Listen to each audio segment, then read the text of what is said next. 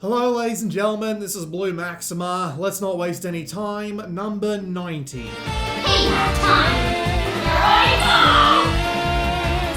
the person who led you to the light, now continue to hunt demons.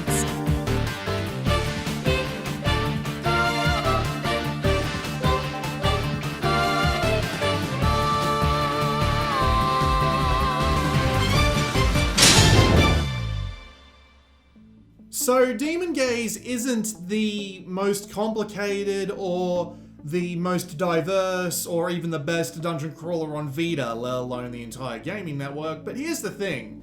As a starter dungeon crawler, it does exactly what it needs to do just right. It's got a nice happy peppy tone for just a little bit of flavor. It's got some diverse character creation, letting you make whatever party you feel like making. The maps are basic, but they're enjoyable and their layout is good for exploration. It's got some fun loot systems and equipment improvement mechanics, and it just plays pretty well on top of all of that. It's a really good first dungeon crawler, which is kind of annoying considering this is Experience Inc. we're talking about, and they had this annoying tendency to just copy-paste a lot of this design across pretty much all of their games. So yeah, if you had to pick one dungeon crawler from them, Demon Gaze would have to be the best one. Even its sequel takes a few steps back that I don't like. Number 89.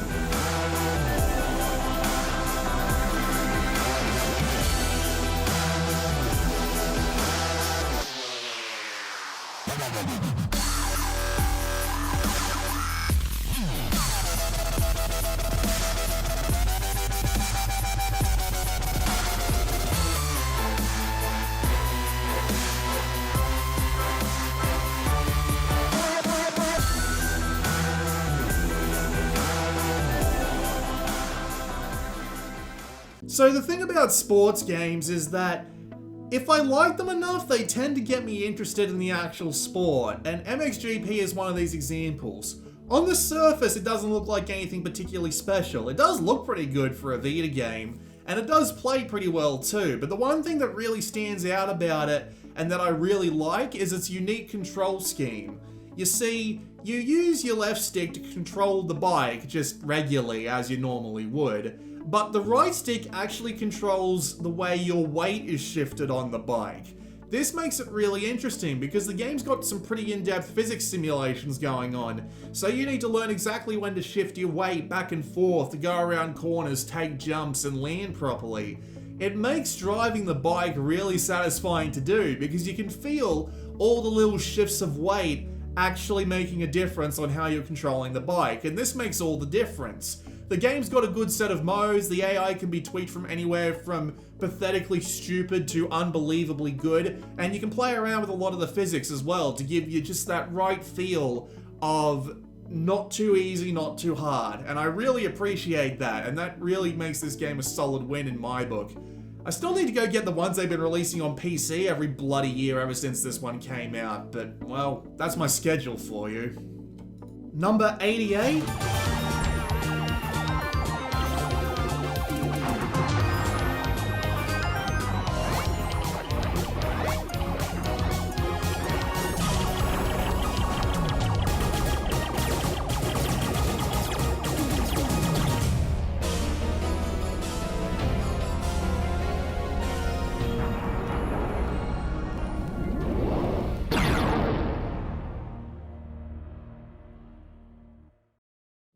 And number 87.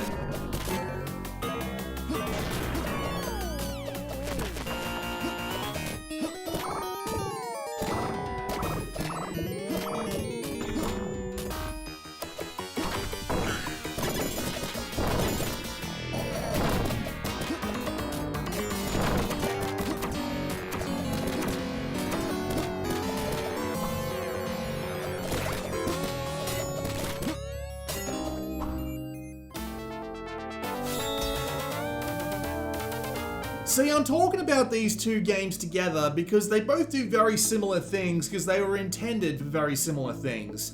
Super High Dora is meant to be a sort of retro remake of some game like, we'll say, Gradius. That seems like as good as any. I mean, it can be any number of retro shooters, but the closest is probably Gradius.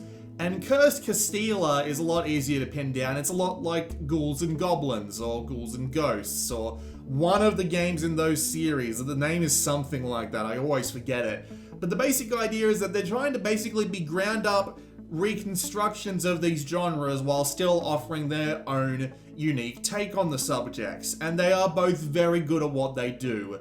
They both channel the energy that these franchises had while still presenting something new, and they are perfectly fun to play because of that. They're well designed, they're well balanced, they look great, they sound pretty good, and I like them both pretty much equally, which is why they're right next to each other on this list. If you're looking for a good retro-inspired scrolling shooter, Super High Dora. If you're looking for something that's more inspired by the retro platformers back in the day, Cursed Castilla. You can't go wrong with either of them. Number 86.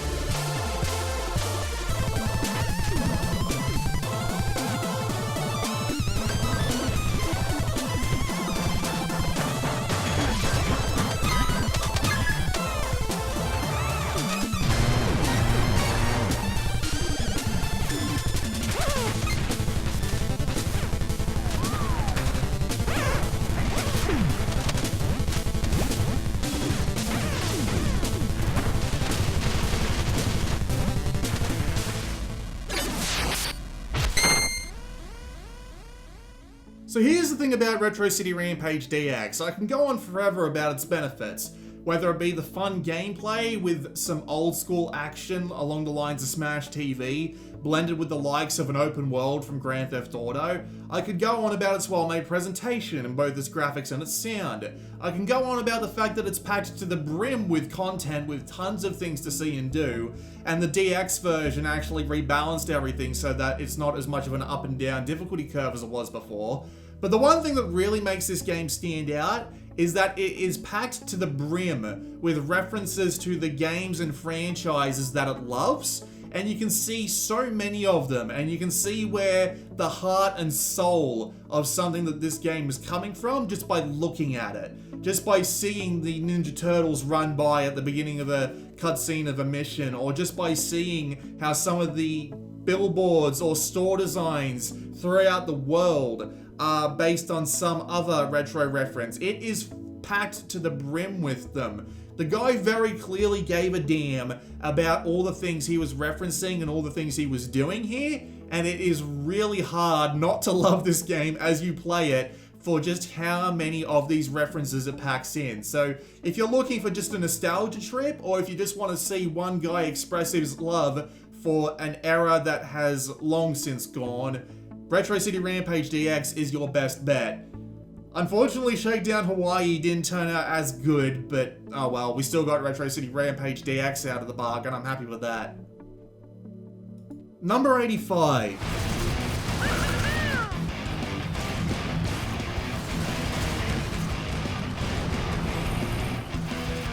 Aerial Steel! Base captured. Whoa! Woohoo! Yeah! All right! Rogue Aces! So Rogue Aces is a little bit weird. Now, originally this spot on the list would have been Luftrausers, but after Rogue Aces came out, which is basically the same sort of two-dimensional airplane dogfighting combat, with a lot more depth to it, Luftrausers just got the boot. It just went straight out the door, because Rogue Aces is really well done. It's got a lot of little things going for it that really help the game feel more than the sum of its parts once you actually sink into it. All sorts of different modes, including a really weird one where you're just a gunner trying to stop tons of planes from shooting down a blimp. The ability to do things like bomb places and eject out of your craft and immediately hijack another one, and the ridiculous bosses that show up from time to time. Not to mention how it's got this ridiculous over-the-top English sense of style and humor that I actually really appreciate. It makes Rogue Aces a really nice package. Luftrausers was okay in the form of an arcadey shooter, but this game gives you a lot more to do, there's a lot more progression, and there is simply a lot more charm to it, which I appreciate all the more. If you're looking for something that resembles Luftrausers but with way more depth, you probably want to go for this one. Number 84. Hi there, Giorgio Manis? You meet Giorgio Manos, the world's first revolving limousine driver. See, there's only one way this chauffeur drives. And it's with a twist. Giorgio never stopped revolving.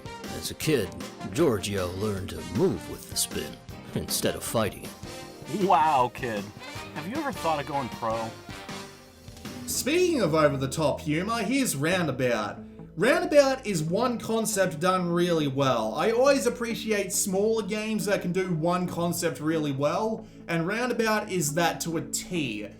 Your limousine goes clockwise. It will always go clockwise, and any attempts to do otherwise will result in it exploding. So you need to go through the game's open world, completing missions, earning money, getting special abilities, and meeting a bunch of really weird and zany characters like the ridiculous psychedelic eyeball voiced guy, and just trying to survive in this ridiculous world that makes it really, really hard to get through with a limousine that does nothing but rotate clockwise.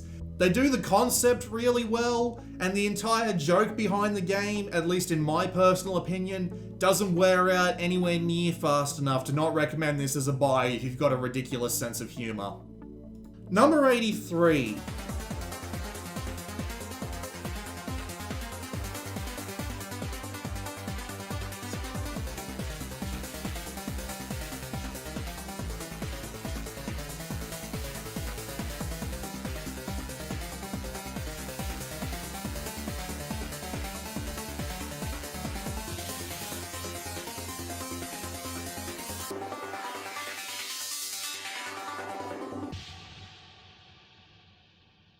Yay, another game with some British humour, although this time it's confined entirely to the announcer. But Big Sky Infinity isn't entirely about the humour, it's entirely about the gameplay, and the gameplay looks amazing. Seriously, when all the effects are flying, when there's plenty of layers going on in the background, when there's a planet about to smash into you, it looks great. There's tons of different modes, each with their own little twist on what the game is offering, and it takes a while to unlock all them, let alone upgrade your ship for the main mode all the way. And there's tons of different setups of enemies and obstacles and things for you to fight through, and it just plays really smoothly too. The performance is great.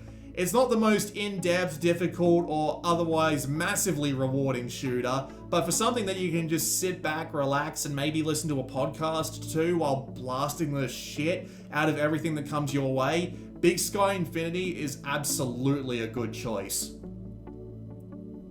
Number 82.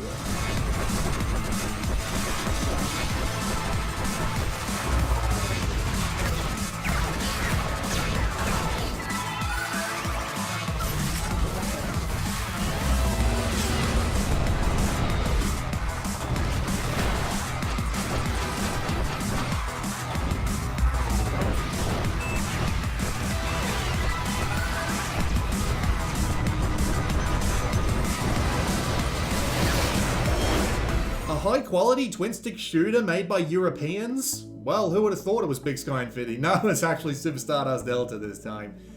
And, well, there's really not much else to say other than that. Super Stardust Delta is just really high quality. It came out right as the Vita did, and it really showed off some of its power. The swapping between the two different cannons actually gives it a fair bit of variety. And some of the effects, like the big black hole, look amazing. Not to mention some of the extra modes that they added as DLC actually give the game a little bit extra depth that I really appreciate. It didn't last very long when it first came out, but that DLC really does help it a bit. It's definitely not the best twin-stick shooter on the Vita, and trust me, that one is coming later on in the list. But if you're looking for a good twin-stick shooter with some arcadey relevance, a lot of good gameplay, a bit of variety, a lot of difficulty, you can't go wrong with Super Stardust Delta either. Number 81.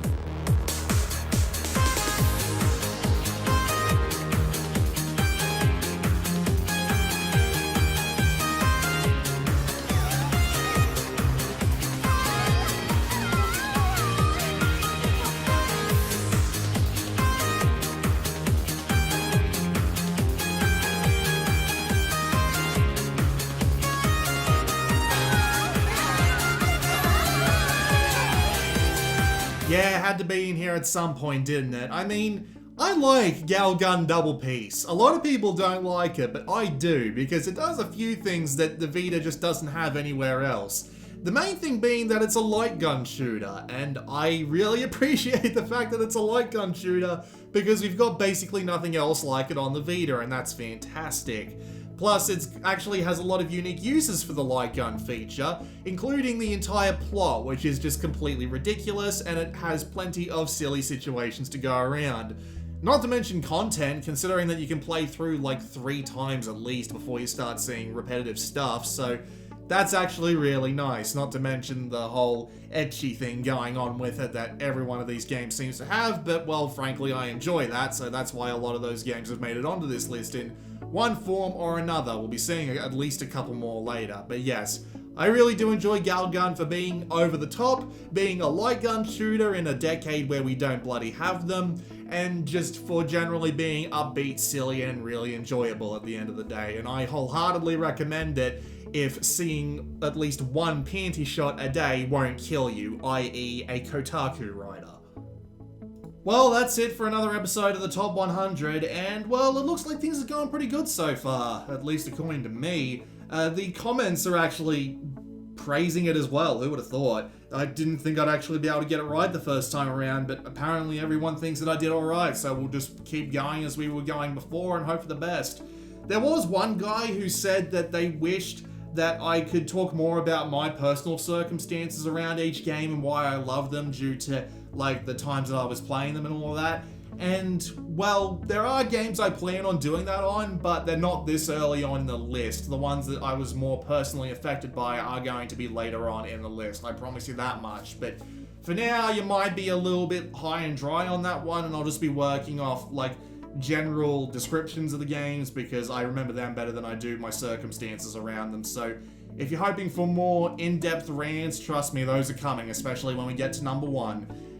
As for the other criticism that some people have been saying that I've been ripping off the Too Old for Gaming format, because Too Old for Gaming is actually doing a top 100 Vita games list of his own in 10 entry blocks for every episode. And well, that was really unfortunate timing, because I've been working on this for a little bit longer than that. I don't actually have any way to prove it, but yeah, he just started putting them out at the beginning of the month, and I was working on this way back in like the middle of July. But I mean, yeah, I'm not going to get into a sort of piss up over this. I swear that I am not ripping off his format, and besides, I did a top 100 video years ago, so I kind of have precedent for this sort of thing. With that said, though, I wish him luck in his endeavors, but I am going to say this. Anyone who puts Devious Dungeon 2 in their top 100 needs to take a big heap of mouthwash, down it, spit it out, and then go back and play some more games again, because your palate is clearly corrupted. There are many, many more than 100 games that deserve to be on a top 100 list of Vita games that aren't Devious Dungeon 2. With that said, I'm going to do something, and I'm going to talk about some runner-ups real quick, because there are a few games that were kicked off the list that simply didn't make it into this one, which some people might be disappointed by, and well, I can understand that really. The two main ones are probably going to be Spelunky and Fez. They didn't make it onto my top 100 originally, they only made it into the addendum, and even then it was hard considering putting them in, but I did just for the purpose of pleasing the audience. They are not going in this time because, well, for Spelunky, I just thought it was too hard. I put a lot of time into that game, both on PC and on Vita, and I think I only ever managed to finish it once, and I just couldn't get my head around the difficulty, and I didn't like it because of it, so there you go. And Fez, well, we all know the story behind Fez. We all know how Phil Fish is, like, the biggest douche in the universe, so we're just going to ignore that one now. And there are some other ones that got kicked off the top 100 list, whether they be via the addendum or the original 100, that I'm kind of, you know, I'm sad that they're gone, but at the same time, there had to be 100, so some cuts had to be made. There were some of the Koei Tecmo ones, like Deception 4, The Nightmare Princess, and Dead or Alive 5, which I didn't play anywhere near as much as some of the other games on that list, so out the window they went. Licked Spear and Vostok Inc., those two were actually really good, but again, didn't play them anywhere near as much as some of the other games, so off they went.